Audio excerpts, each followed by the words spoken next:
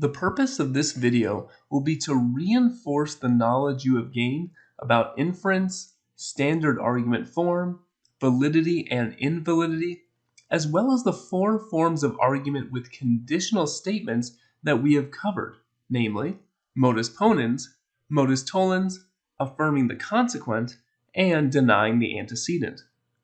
What you should do now is the following.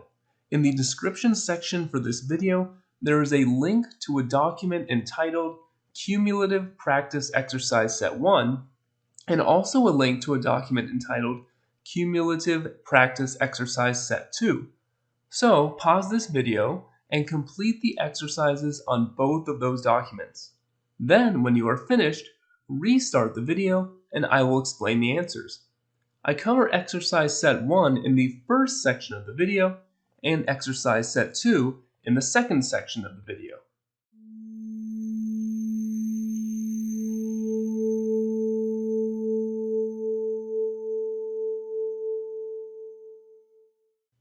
Exercise set 1 gives you an argument in standard form and asks you to determine whether it is valid or invalid, and then specify whether it takes the form of Modus Ponens, Modus Tollens, affirming the consequent, or denying the antecedent. Let's begin with argument 1. This argument states that if God exists, then there are no pointless evils.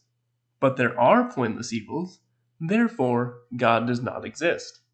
This argument is valid, and it is an example of the Modus Tollens argument form. Premise 1 establishes that the absence of pointless evils is a necessary condition for God to exist.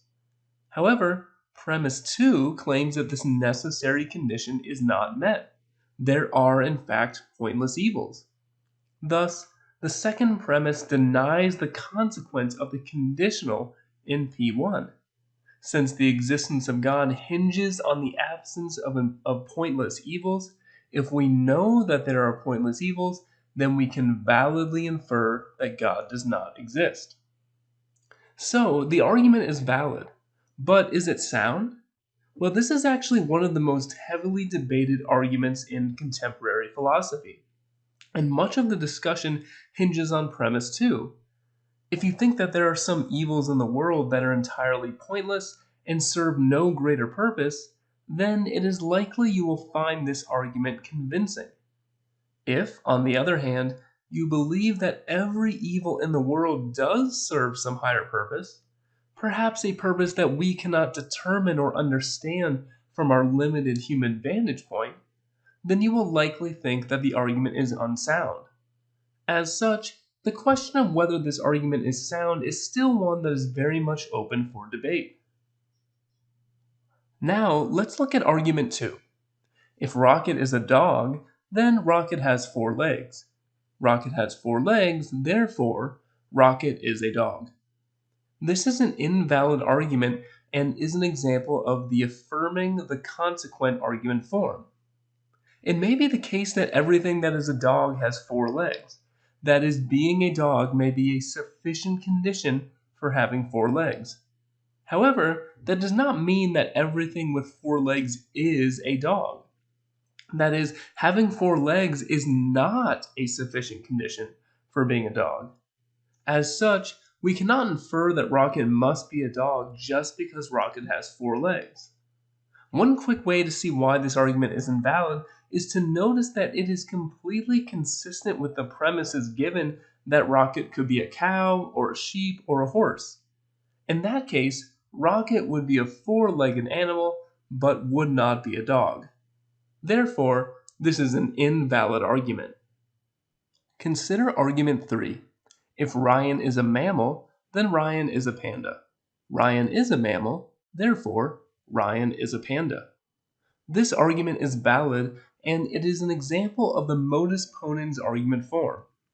If we know that being a mammal guarantees that one is a panda, and if we know that Ryan is a mammal, then it does necessarily follow that Ryan must be a panda. Of course, while the argument is valid, it is not sound. P1 assumes that all mammals are pandas, but this is obviously not true. Ryan could be a monkey, or rabbit, or even a human being. So, This argument is valid, but it is not sound because the first premise is false. Argument 4. If pride is harmful to oneself, then pride is a moral vice. Pride is not harmful to oneself, therefore, pride is not a moral vice. This argument is invalid and is an example of the denying the antecedent argument form. Premise 1 establishes that pride being harmful to oneself is a sufficient condition for pride being a moral vice. So, if we know that pride harms oneself, then that is all we need to know according to this premise to know that it is also a moral vice. However, that does not mean that being harmful to oneself is a necessary condition for pride being a moral vice. So, from the fact that pride does not harm oneself, we cannot necessarily conclude that pride is not a moral vice. However, that is precisely the inference this argument attempts to make. Therefore, this argument is invalid. Now, to see further why this reasoning does not work, notice that pride could still be a moral vice for other reasons having nothing to do with harm to oneself. Maybe pride could be a moral vice because it is off-putting to other people, or offensive to God, or maybe it commonly causes us to have a false conception of our own abilities. For these reasons, the argument is simply premature to draw the conclusion that pride is not a moral vice.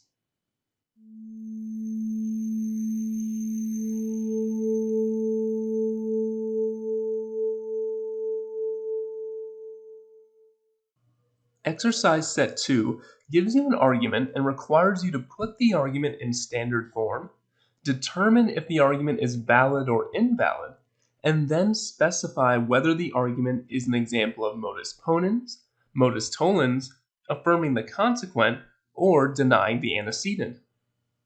First, let's begin with argument 5. This argument reasons in the following way. God does not exist. And the following reasoning explains how we know this. If we knew that life is meaningful and the soul survives bodily death, then we would know that God exists. Unfortunately, life is not meaningful and the soul does not survive bodily death. From these points, it follows that God does not exist. First, we should identify the conclusion of the argument. Here we should notice the conclusion indicator. From these points, it follows that. This phrase indicates that what comes next is the logical consequence of the points made prior. This means that the conclusion of the argument is that God does not exist. This conclusion also appears in the first sentence of the argument. That is not uncommon. It can often be effective to first tell your audience what you will argue for, then provide the reasoning, and then finally to end by again stating your conclusion. However, in our argument outline, the conclusion only needs to be stated once. Now we need to identify the premises of the argument. Notice the premise indicator. The following reasoning explains how we know this. This premise indicator does not refer to some specific premise, but it does tell us that what comes next will be the premises that support the conclusion stated in the first sentence of the argument. One of these premises is a conditional statement that, by removing some of the extraneous language, I have rendered as the following. If life is meaningful and the soul survives bodily death, then God exists. This is the first premise of the argument. The only remaining statement is the claim that life is not meaningful and the soul does not survive bodily death. This is the second premise of the argument. You will notice that as the argument is written, the sentence in which this premise occurs contains the word unfortunately. But this is not something you need to represent in your argument outline. Words like unfortunately in this context convey the attitude that the speaker has toward what he or she is saying.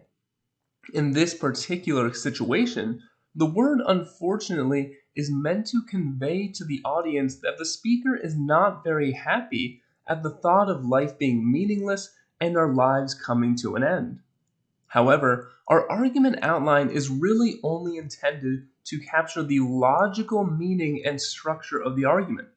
So we can ignore words and phrases of that sort which convey a sort of attitude or the emotional meaning behind the statements.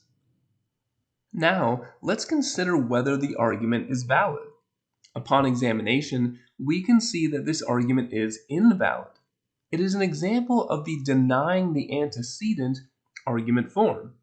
If P1 is true, then that means that life being meaningful and the soul surviving bodily death would be sufficient for us to conclude that God exists. However, P1 does not claim that these are necessary conditions. Perhaps God could still exist even if our soul did not survive our death and our life was completely meaningless. Maybe God exists but does not care all that much about human beings. However, the argument treats the antecedent of the conditional premise as if it were a necessary condition for the consequent. The argument concludes that God cannot exist if life is meaningless and if our soul does not survive death. Yet, this is not what is claimed by P1. Thus, the argument is invalid. Argument 6 reasons as the following. We have good reason to believe that God does exist. This is because if God didn't exist, then life would not be meaningful and the soul wouldn't survive bodily death. However, neither of those things are true. Life is meaningful and the soul does survive bodily death. Therefore, God exists. First, let's identify the conclusion of the argument.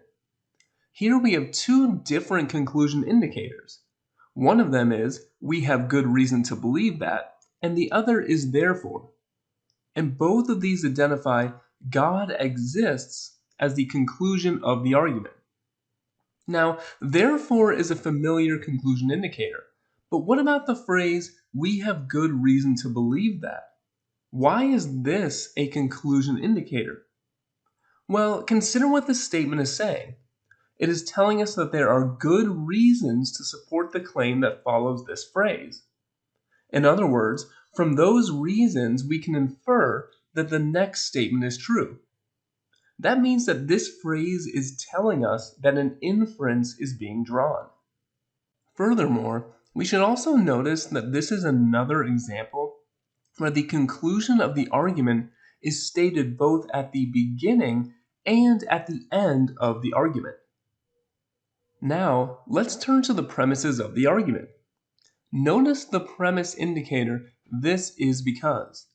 This premise indicator tells us that if God didn't exist, then life would not be meaningful and the soul wouldn't survive bodily death. This is the first premise of the argument. This leaves just one remaining statement that serves as the second premise of the argument. Life is meaningful and the soul does survive bodily death. You will notice that I did not include the sentence, however, neither of those things are true, in the outline of the argument.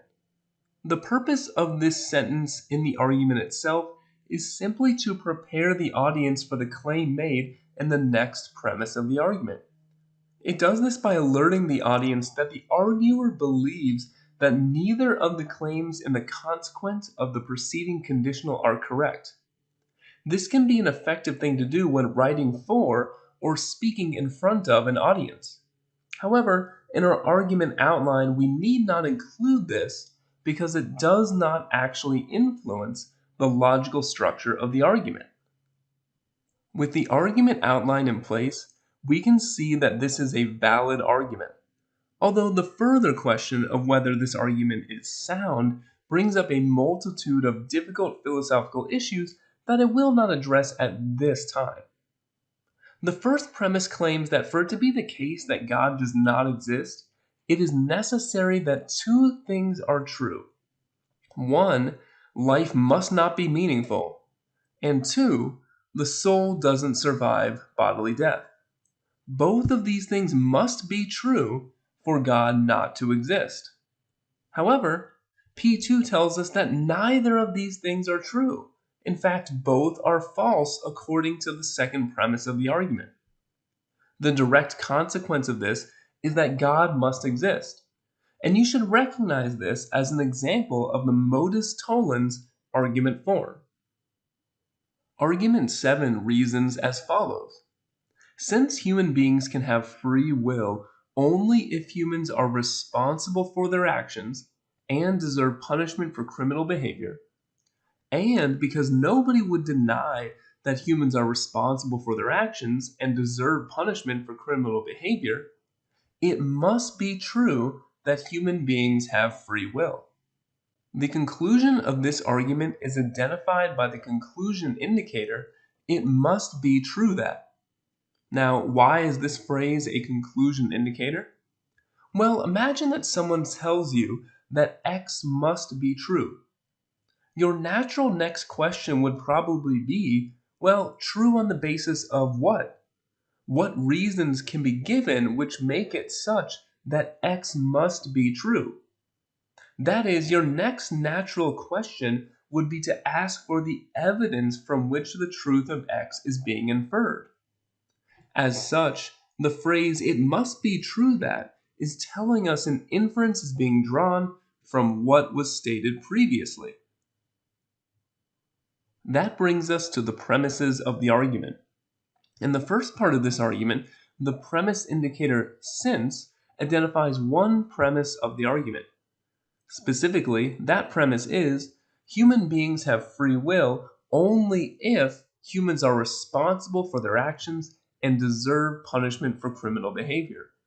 This is the first premise of the argument. Notice that this premise takes the only if formulation that we have discussed previously. Recall that this formulation indicates to us that we are looking at a conditional statement.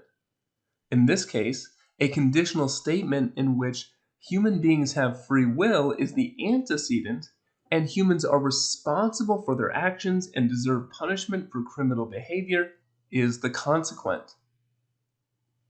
The premise indicator because identifies the second premise of the argument. The claim here is that humans are responsible for their actions and deserve punishment for criminal behavior. You will notice that I have not included the phrase, nobody would deny that, in the argument outline. This is another phrase that conveys the speaker's attitude toward what he or she is saying.